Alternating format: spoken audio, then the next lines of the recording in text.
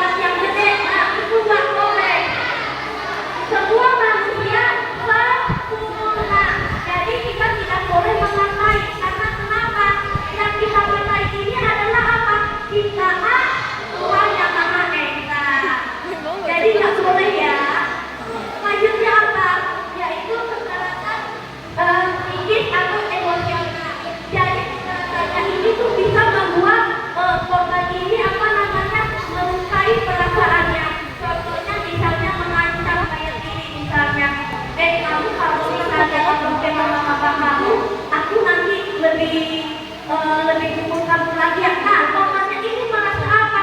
Kalau aku ngaji sama mama papa, pasti mama papa pergi ke sekolah, itu nanti jadi daripada ribut-ributan lebih baik aku diam aja. Nah, itu apa? Itu merupakan apa? Merupakan apa? Keterangan. Jadi apa? Makanya ini jadi apa? Berpikiran terus. Nah, jadi apa sayang?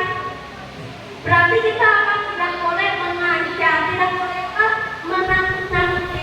Apa lagi kayak misalnya mempermalukan kekerasan.